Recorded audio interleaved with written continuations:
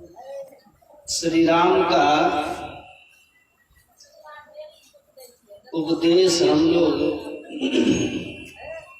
पाठ और प्रवचन में सुन रहे थे।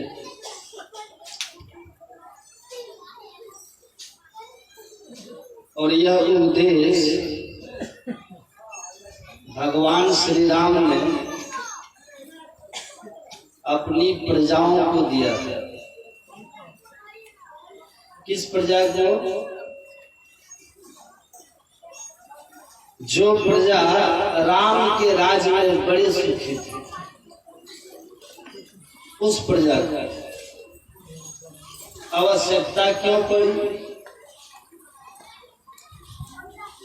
अपनी प्रजाओं को ज्ञान उपदेश देने की आवश्यकता क्यों पड़ी भगवान को? तो इसलिए पड़ी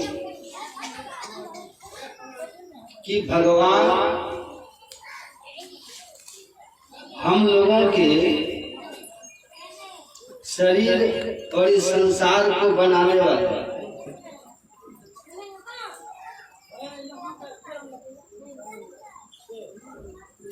उनको शरीर और संसार के संबंध में ठीक ठीक ज्ञान है। भगवान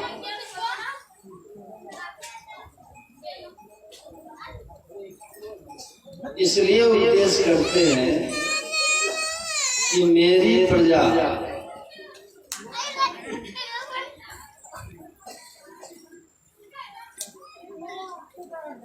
हमारे राज्य में सुख से है, लेकिन सब दिन तो ये कोई संसार में रहेगा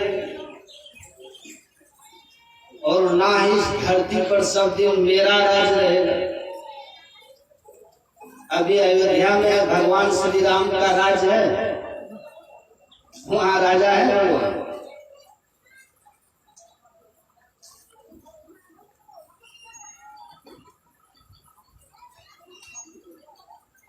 तो न भगवान राम समझते हैं कि हमको इस धराधाम पे रहना है और न हमारी प्रजा का ही यह शरीर रहने वाला। लेकिन ये जो दुख से बचने का, दुख से छूटने की जो चाह है, यह तो जीव मात्र में सब दिन से सब सुखी होना चाहता है। तो सुखी होने का उपाय क्या है?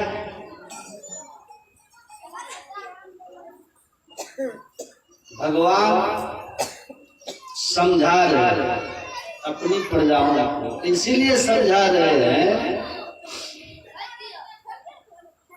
कि मनुष्य के शरीर से ही आप दुख से छूट सकते, दूसरे शरीर से नहीं छूट सकते। दूसरे शरीरों में व्यवस्था ही नहीं है दुख से छूटने का, केवल इसी मनुष्य शरीर में। इसलिए भगवान लोक और परलोक दोनों जगह सुखमय जीवन का उपदेश कर रहे हैं हम मनुष्य।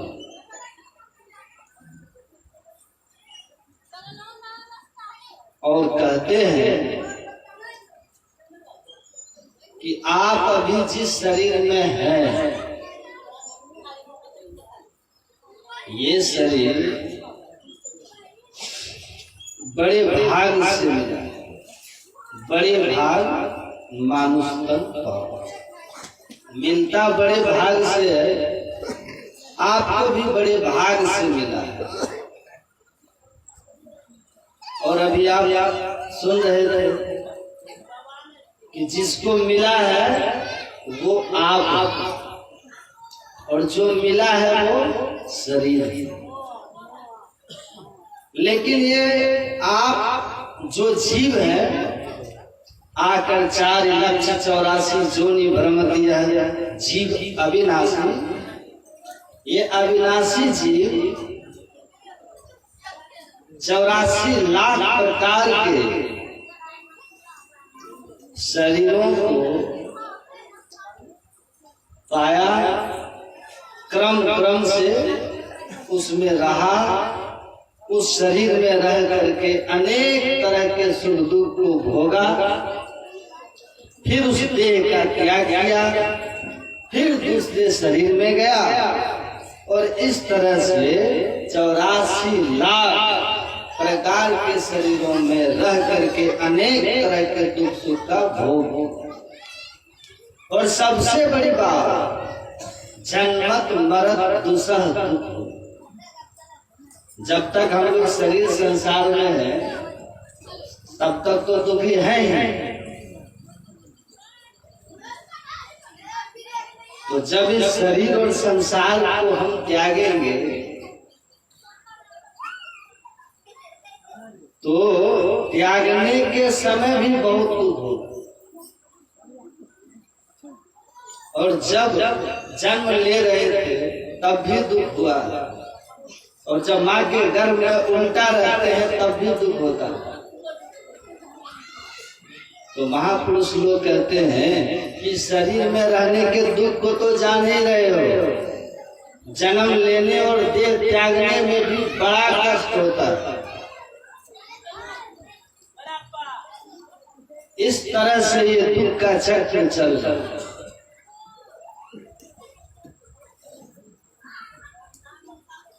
तो ये जीव इस शरीर में जो हम आए हैं तो भगवान ने कृपा की कि इस मानव शरीर में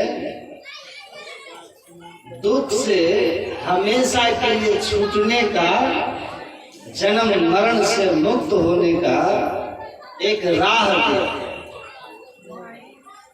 एक मार्ग लगा दिया।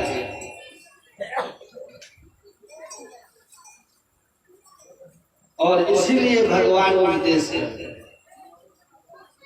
समझा रहे हैं, कह रहे हैं कि देखिएगा, हम लोग जो अनेक जोनि से आए हैं सब जोनि का संस्कार लेके आए, सब जोनि का संस्कार है। जब जिस जोनि का संस्कार प्रबल हो जाएगा हमारा व्यवहार वैसा ही हो जाएगा। कोई आदमी पिछले शरीर में सिंह बाघ सियार था, ईश्वर की कृपा से वो मनुष्य हो गया, तो पीछे के जोनि के संस्कार उसमें प्रबल रहेगा। उसको खाने में क्या अच्छा लगेगा, क्या पसंद होगा भाई? अब सियार बाघ सिंह के योनि से आया है तो उसको तो मांसाहारी खोजेगा।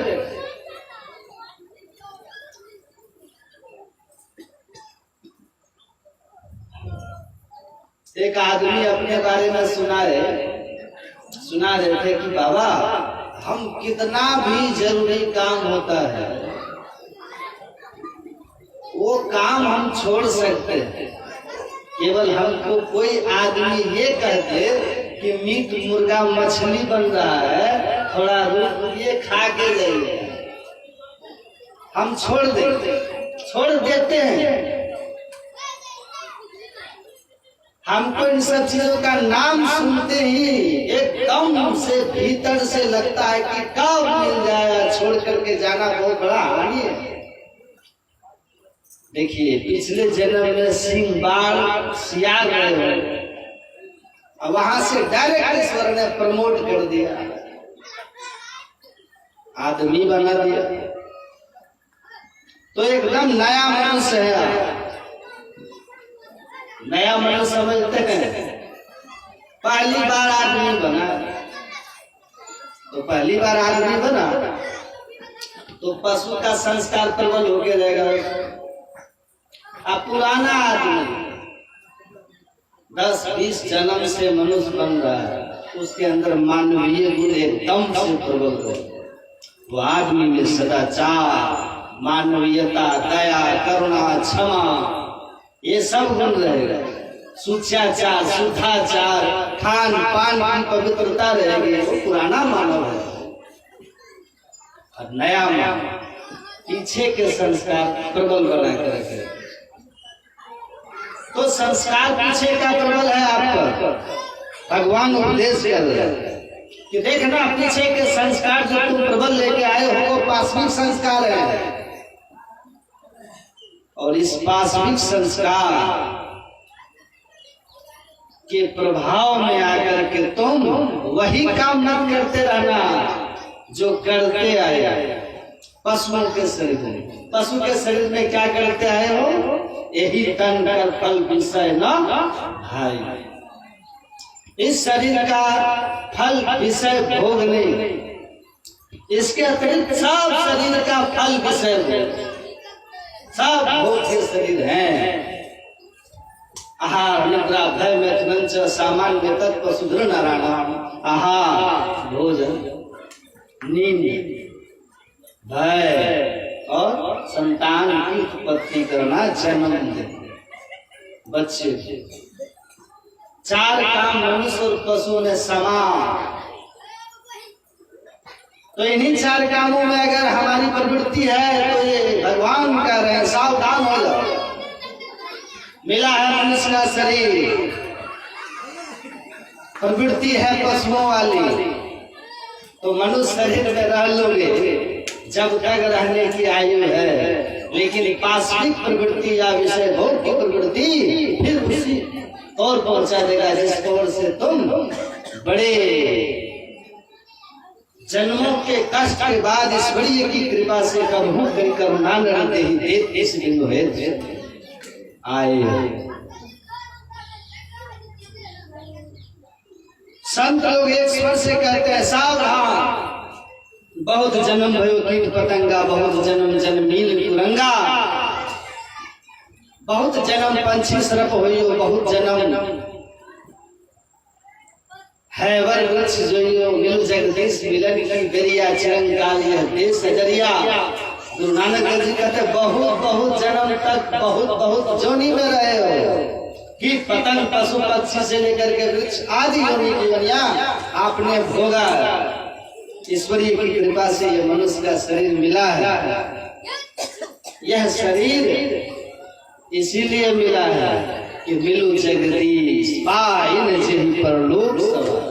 मोक्ष पाने के लिए, परमात्मा से मिलने के लिए, आवागमन को समाप्त करने के लिए, हमेशा के लिए दुख को बाय बाय करने के लिए तो भगवान उपदेश करते हैं।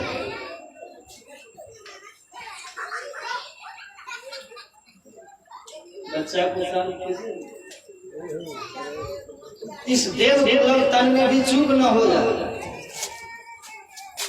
चूक हुआ तो आपकी चूक माफ न होगी, दुर्लभ जन्मों का माफ नहीं होगा। फिर वही 84 लाख योनियां। इसीलिए एक स्वर भगवान का और एक स्वर संतों का क्या कि भाई आप इस देव दुर्लभ तन में आए हो, भज लीजिए भगवान, यही में भल है।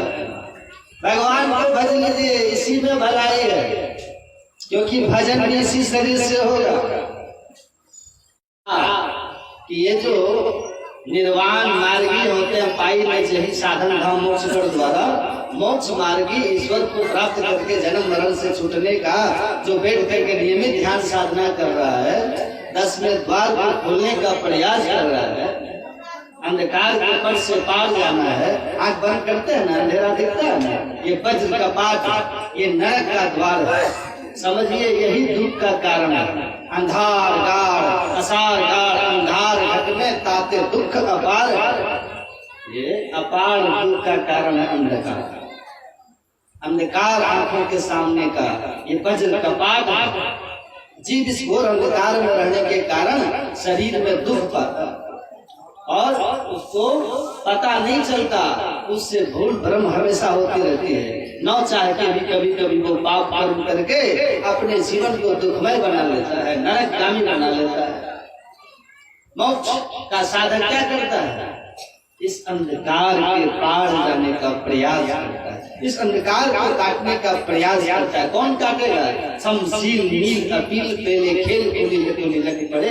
ये अंधकार के पर्दे को पार कीजिए, इस पर्दे से के जरा पार देखना, इस अंधकार के पर्दे के जरा पार में देखिए। काटक नाटक घंट बजावे श्रवण सुधार धरो, मेरे मन गगन में मगन रहो। इस अंधकार को पार करके देखना, अंदर में अजीब तमाशा ईश्वरी हो रही है। ऐसा आनंदमय तमाशा ईश्वर का कि उसको देखते ही जीव के जीवन से सारे दुख चले जाते हैं, विश्व मृत हो जाता है संसार और संसार के विश्व का आकर्षण, क्योंकि अंदर के खेल का आकर्षण के सामने संसार के विषय तुच्छ हो जाते हैं। दिव्य चक्षु आचरण पे के या जग सुख तुच्छ करने के हो तो महाधुन अनहद के राह, सुनत सुरत सुख लहत है। जीव आनंद में विभोर हो जाता। अब हंस को मान सरोवर मिल गया है, जिस हंस को मान सरोवर मिला वो गंगा नाला में क्यों जाएगा? हंसा पायो मान सरोवर ताल तलैया क्यों डोले, तेरा साहब है गढ़ भीतर बाहर है ना क्यों खोले। जरा अंदर के इस पर्दे से एक बार पार देखो, तब देखो ईश्वरीय खेल आपके अंदर में, और आपका ये दिव्य शरीर जो देव दुर्लभ है अनुभव में, और अंत में ईश्वर भी आपको इसी शरीर में मिल जाएंगे। और सदगुरु वही है जो घर माही घर दे दिखाई, जो सदगुरु पर सुजान करंधार सदगुरु नावा, वही सदगुरु है जो इसी शरीर रूपी घर में परमात्मा का हमको दर्शन करा करके मोक्ष में पहुंचा देता है। कहता है बाहर मत भटको, बाहर भ्रमण बाल के जैसन अभी अंतर दर्शन हो, लटपट्टी के पार में साईं बसे ही अंतरे। घर में बसत वस्तु भी घर है, घर में वस्तु मिलावे, कहे कबीर सुनो हो अब दो जो का क्यों कहरावे। सब कुछ घर में ही बाहर नहीं, बाहर तो ले सो धर्म नहीं। शरीर रूपी घर में सब कुछ है जो नानक देव जी कहते हैं। इस गुफा माखुट भंडारा, इस बीच बसे हरि लगा पारा। इस जरा शरीर रूपी गुफा में प्रवेश करके तो देखो, कभी कभी ना खत्म होने वाला अखुट भंडार सुख का। कितना भी सुख के भंडार का उपयोग करो कभी खत्म नहीं होगा, उल्टे बढ़ते जाएगा। दिन दिन बढ़त समाई राम धन कबहू न लगेगा। तो इस अंधकार के पार में जाने के लिए केवल मनुष्य शरीर में एक द्वार है, जिस पर अंधकार का वज्र कपाट लगा हुआ है। इसको कौन खोलेगा? जो संसार के सुख दुख को शांत भाव से सहते हुए गुरु की युक्ति से दो ने ना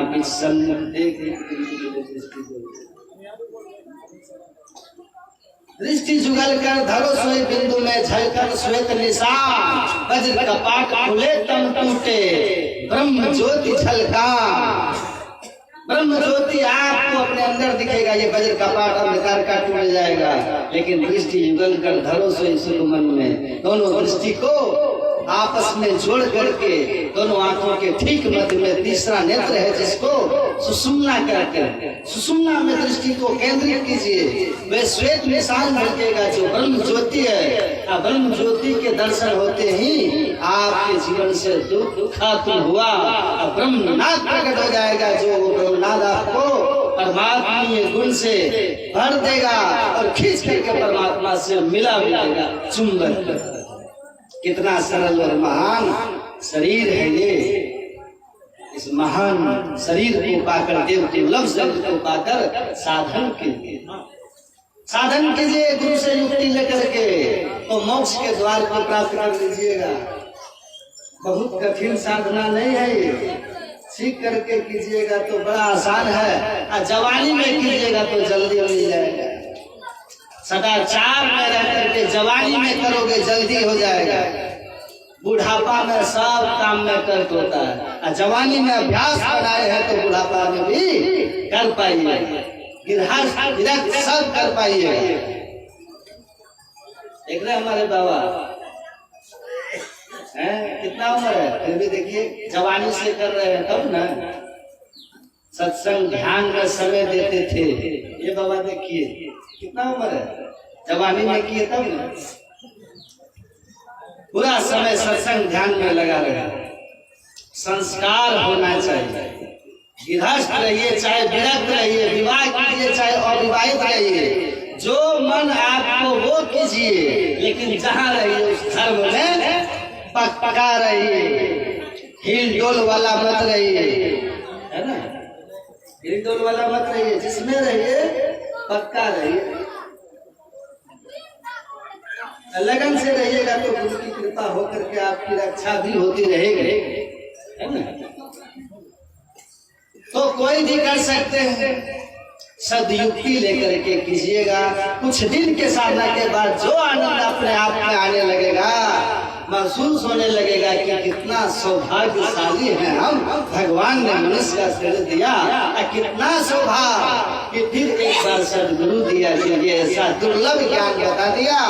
बैठो, एक पैसा खर्च नहीं, आनंद लेते रहो, जीवन का आनंद मनुष्य महसूस होने लगेगा। धन पैसा वैभव इन सब से कभी चित्त की शांति नहीं होती। ध्यान कीजिए, शांति लाभ है, आनंद से जीवन भर जाता है। ध्यान हमेशा मुस्कुराते रहेंगे। दर्शन केंद्र प्रसिद्ध है, आज्ञा चक्र ज्योति कंकन को करे जो मन रहे अवक, पान प्रेम नासालु पर लगता जिसका ध्यान, उसके प्राणों में भर जाती है सदा मुस्कान। सदा मुस्कुराते रहेंगे, कभी भी दुख नहीं छुएगा आपको, कैसा भी कष्ट है, क्या दुख होगा। भया जी हरि रस में मतवारा, 8 पहर झोलती बीते, डार दी सब धारा, सब हार उतर जाएगा, निश्चिंत हो गया, चाह गई चिंता मिटी मनवा में परवाह। और ऐसा नहीं कि वो बेपरवाह होकर के आनंद में है और चिंता नहीं कर रहा तो उसका काम रुक जाएगा, कभी नहीं रुकेगा। फिकर करे सो बाबरा, जिक्र करे सो बारू, खरीदा जिक्र कर फिकर करेगा आप। तो भगवान की भक्ति में लग करके अपना काम कर रहा है, तो उसको चिंता करने की कोई जरूरत नहीं है, क्योंकि भक्ति करने वाले की चिंता स्वयं भगवान करते, स्वयं गुरु करते, और उसका सारा काम बन जाता है। नित्य प्रति सत्संग कर ले प्यारा, तेरा काम सरल सारा, उसका सारा काम बनते जाता है। तन काम में मन राम में लगाए रखिए, गुरु गुरु कल्प तब गुरु गुरु में ही जब जाप जपन साचो तब सकल काज कारणम। गुरु मंत्र को जपते रहिए, काम करते रहिए, कोई काम नहीं भूलेगा। चिंता तुम्हारा हरि करे, तुम अब विश्राम में रहिए। ये इतना सुंदर, इतनी अच्छी व्यवस्था संतों ने बताई है। इस शरीर में दुर्लभता है, इसी शरीर में जीवन के असली आनंद को अनुभव किया जा सकता है। तो युक्ति लेकर के साधन कीजिए। मोक्ष का द्वार हम आपके अंदर में है, वो अभी बंद है, वो 10वां द्वार अंधकार के वज्र कपाट से घिरा हुआ है। गुरु की युक्ति से खोलिए, तब तोड़ी दुख निवारिए, टूटते ही दुख छूट जाए, प्रकाश में चले जाइए। तो ऐसी साधना में लग जाइए तो कल्याण हो जाएगा। तो अब समय देखिए अधिक हो चला है सत्संग, अब हम इस सब बात सुना देंगे तो होगा क्या? कुछ बाबा लोग सुनाए हैं थोड़ा थोड़ा, फिर कभी आएंगे तो सुनाएंगे। अभी का सत्संग यहीं पर मैं बंद करता हूँ, समय अधिक हो चला है, ध्यान भजन भी करना पड़ता है। अपनी वाणी में विराम देता हूँ। तो हमारे क्या नाम है नरेश दास,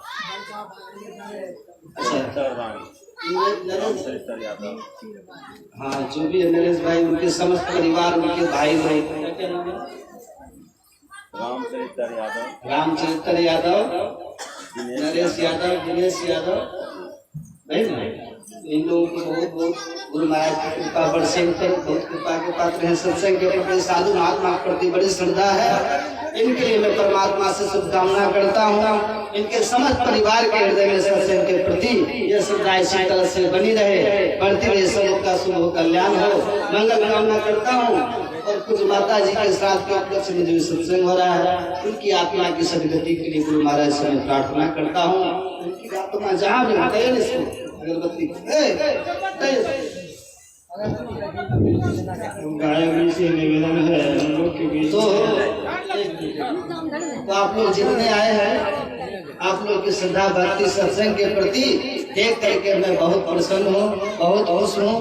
आप लोग की श्रद्धा भक्ति सत्संग के प्रति इसी तरह बनी रहे, बढ़ती रहे, सबों का शुभ हो, सबका कल्याण हो। गुरु महाराज के चरणों में मंगल कामना करते हुए सभी बाबाओं को प्रणाम करते हुए अपनी वाणी को विराम देता हूँ। श्री सद्गुरु गायक जी से निवेदन